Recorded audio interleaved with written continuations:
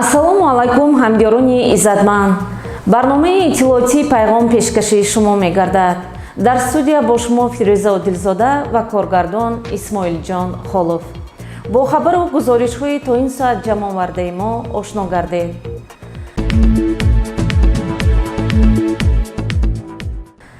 вакилони маҷлиси намояндагони маҷлиси олии ҷумҳурии тоҷикистон бо сокинони шаҳри панҷакен вохӯрӣ доир намуданд.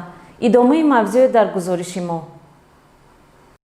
санаи 4 январи соли равон дар шаҳри панҷакен аз рӯи ҷадвали баргузории вохӯриҳо абдуҳалим ғафуров, вакили маҷлиси намояндагони маҷлиси олии ҷумҳурии тоҷикистон аз ҳавзаи умуми ҷумҳуриявӣ ва парвиз шодизода, вакили маҷлиси намояндагони маҷлиси олии ҷумҳурии тоҷикистон аз ҳавзаи интихоботии якмандатаи панҷакен рақами 21 бо интихобкунандагон мулоқот доир гардид.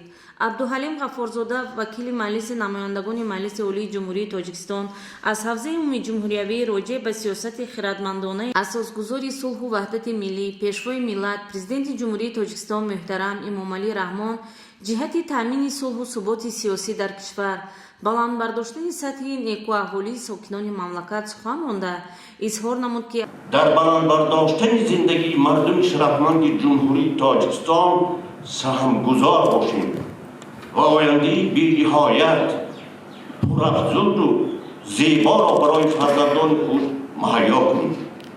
абдуҳалим ғафурзода оидии мушкилоти ба миёномада вобаста ба зарурияти истифодаи сарфакоронаву самаранок ва оқилонаи нерӯи барқ андешаронӣ намуда, аз сокинони шаҳру деҳоти панҷакен даъват ба амал овард ки муҳимияти мушкилоти мавҷударо ба хубӣ дарк намуда дар ин самт бетараф набошанд.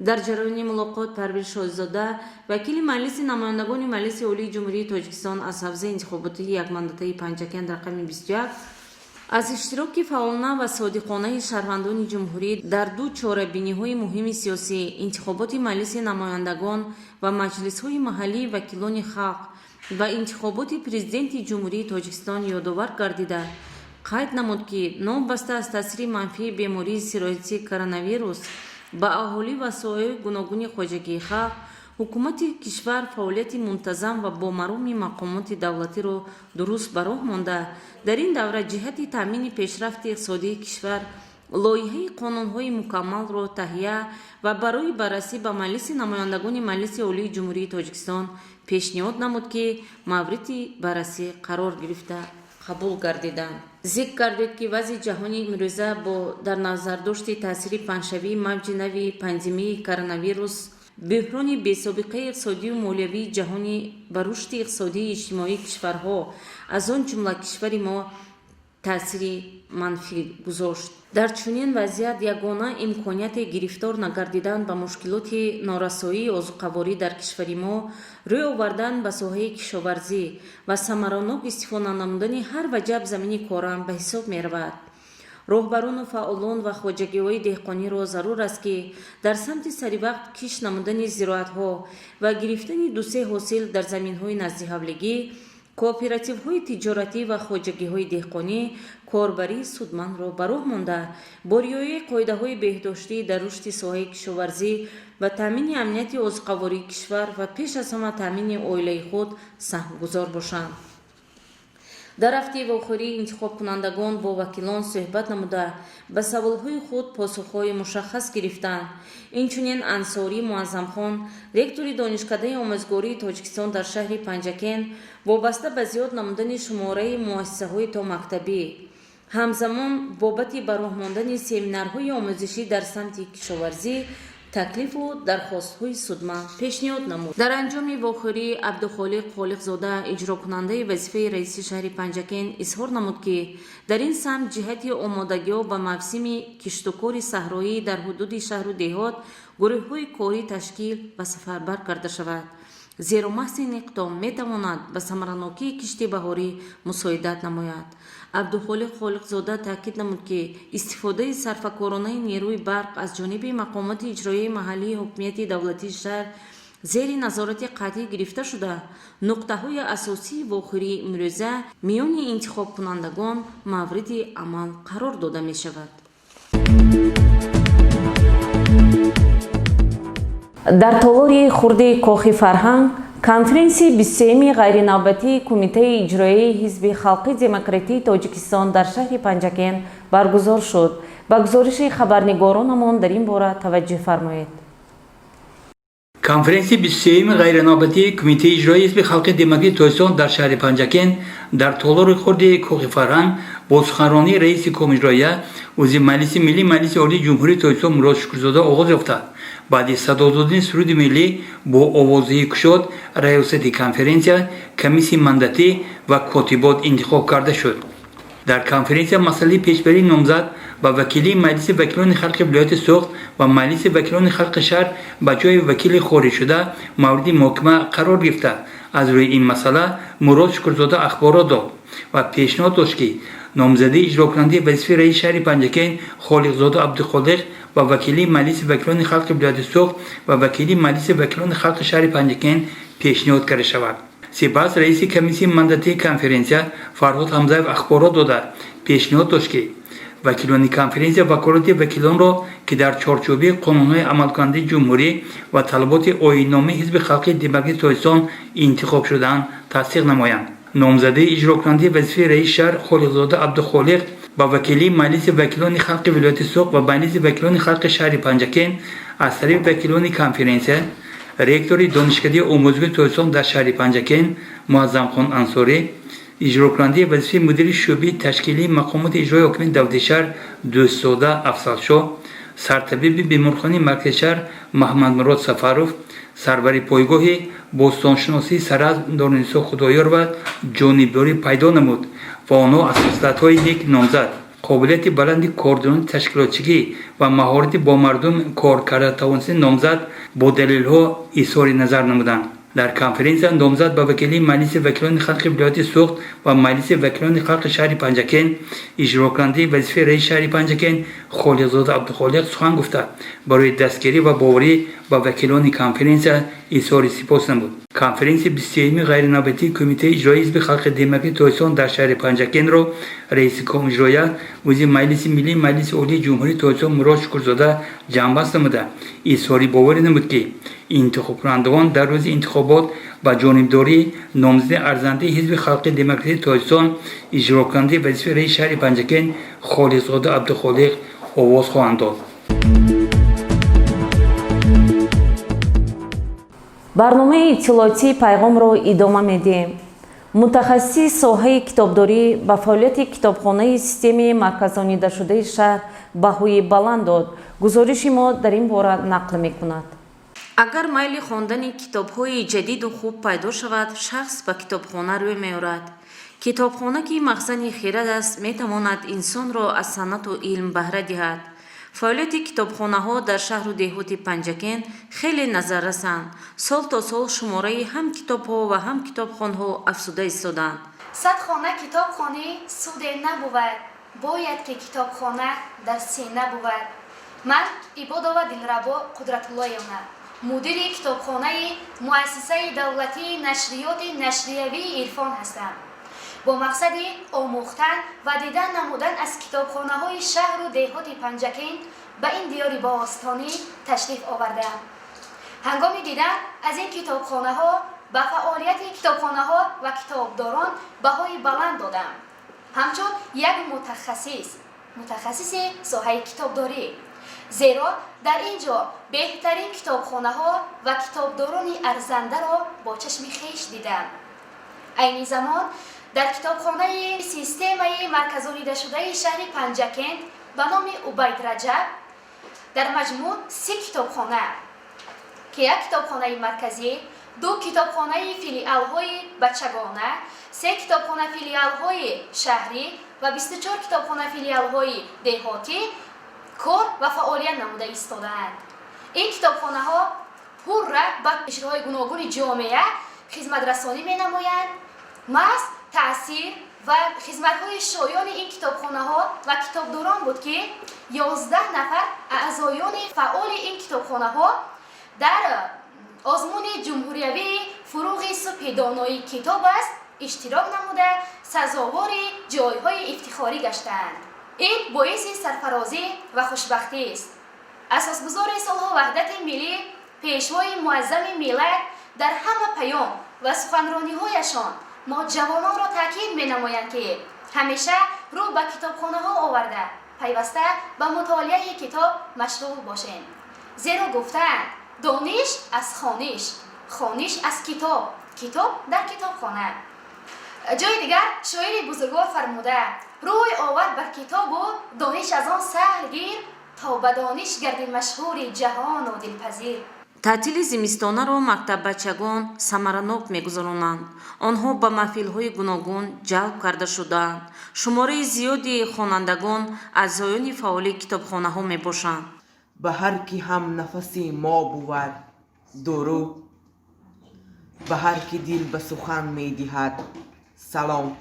سلام از موجهای پرتویان زرافشان، سلام از تمدن عمومی بشری سرزم باستان.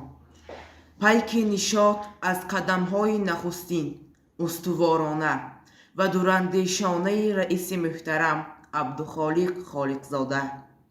سلام گرم و جوشان از صمیم دل به کل بینندگان تلویزیون سیمای شهر پنجکن. سلام از ریزه برف‌های فصل دی. سلام سلام صد سلام.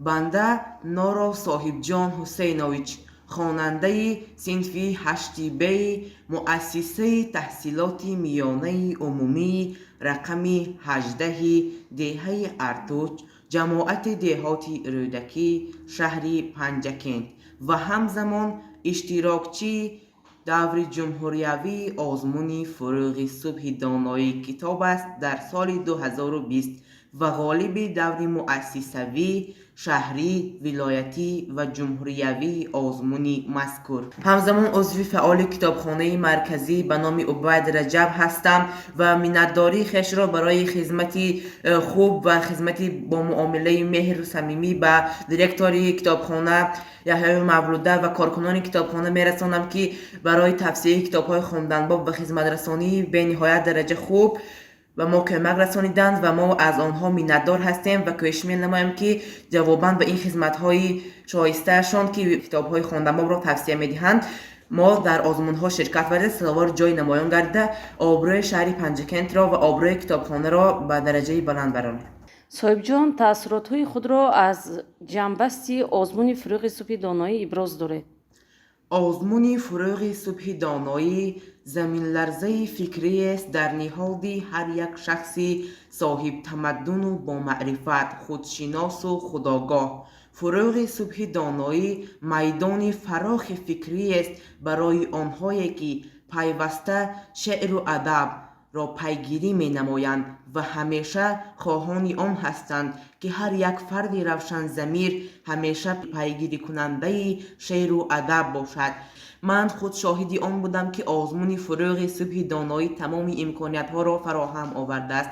خود دیدم که آدمان امکانیت شنوخیز نداشتند، امکانیت بینایی نداشتند، اما به طور اودیویی یا دیگر واسطه ها توانستند کتاب ها را از بر کنند و این سراول درک می دهد از عقل رسا و از ذهن برای خوانندگان. آزمون فروغ صبح دانایی مرحله نوی تاریخی است در تاریخ تاجیکستان که این مرحله می تواند تا به چندین سالها ادامه یابد و باز می تواند دیگر راه ها را براه ماند در جاده آن که خلق تاجیک صاحب تمدن و صاحب فرهنگ باشد.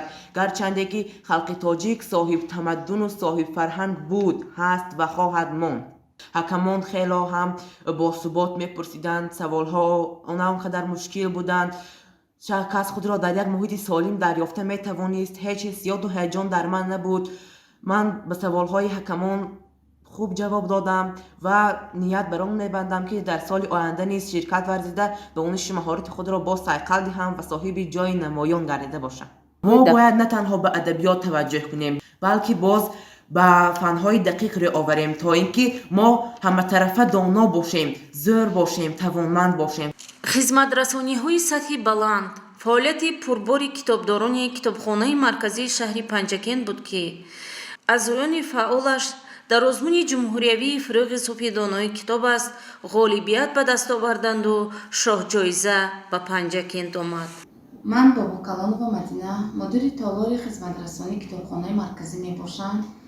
чуноне ки ба ҳамагон маълум таътили зимистона рафта истодааст, ҷавонону наврасонро хоҳиш менамоем ки омада аз китобхонаи мо баҳра баранд. 9 нафар аз диёрамон ғолиби озмуни фурӯғи субҳи донои китоб аст гаштанд. аз онҳо 1 нафарашон соҳиби шоҳҷоиза гаштанд. боиси ифтихори ҳар яки мо китобдорон мебошад. китоб манбаи дониш аст. аъзои китобхона будан толибилмонро суханвар бо маданият хушзеҳн гардонида ҷаҳонбинияшонро васеъ мегардонад. аз ин рӯ китобдорон вақти хонандаро гиромӣ медоранд, кӯшиш мекунанд хизматрасониро дар сатҳи баланд ба сомон расонанду шумораи аъзоёни китобхонаро зиёд намоянд. гузориши фирӯза одилзода, исмоилҷон холов аз китобхонаи марказии шаҳр.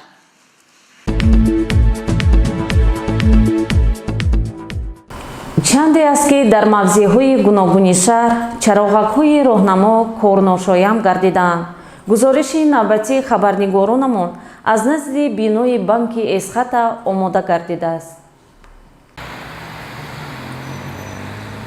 дар шаҳри панҷакен аз сабаби номусоид будани обу ҳаво ва хунукназарии масъулон чароғак дар маркази шаҳр назди бинои эсхат аз кор мондааст. ин боиси халалдор гардидани ҳаракати нақлиёт ва одамон мегардад. ман шаҳранди ҳамин гузар хонума ҳаминҷа бам сетафар муддати 1 ҳафта боз кор накарда истодааст. роҳбари корхона назорат мекунад ё не?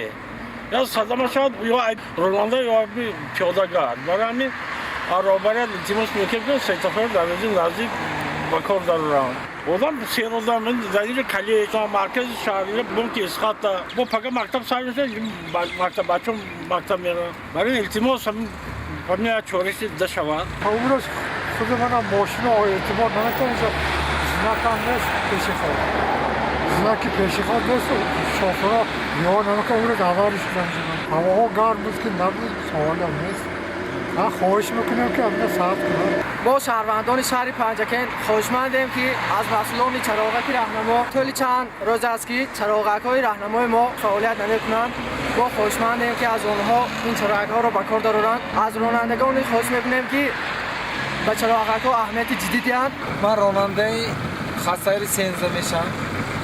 التماس محترم شخصانی خالص میکنم که همین سویتافر رو توغیر کنند و ما بفرش گذاریم مردم عذاب کشید ما هم عذاب کشید. умед мекунем ки масъулон дар ҳама сатҳ барои ислоҳи ин камбудӣ тадбирҳо меандешанд, зеро дар минтақаҳое ки он ҷо чароғаки роҳнамо фаъолият надоранд нақлиётҳои хатсайрҳои 1, 2, 3, 4 ва ғайра ҳаракат доранд. аз ин хотир аз ронандаҳо ҳамзамон пиёдагардон эҳтиромона хоҳиш менамоем ки ба қоидаи ҳаракат риоя намоянд. гузориши Дилшода Ҳалимова, Шоҳҳусайн Солиҳов.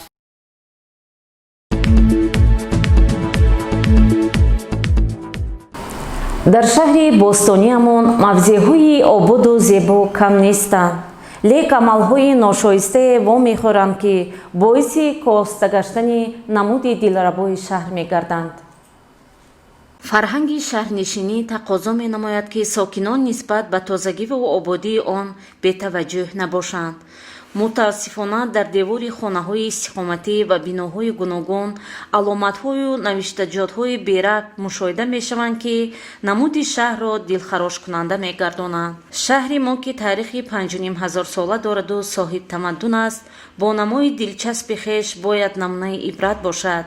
нафарони номаълум ки аз маданияти шаҳрнишинӣ фарсахҳо доранд ба амалҳои ношоиставу бемаънӣ даст зада намуди зебои биноҳоро халалдор месозанд. вақти он расидааст ки мо волидону омӯзгорон доир ба маданияти шаҳрдорӣ бо наврасону ҷавонон суҳбат ороему ҳисси зебоипарастиро дар ниҳоди онҳо ҷой диҳем, зеро Панҷакен шаҳри қадим асту сайёҳони зиёде инҷо ташриф меоранд ва аз ин навиштаҷотҳои бемаънӣ пеши меҳмонон хиҷолат накашем.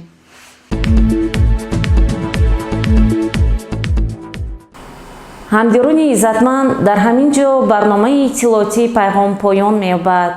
барномаҳои телевизиони Симои шаҳри Панҷакен идома дорад. бо мо бошед.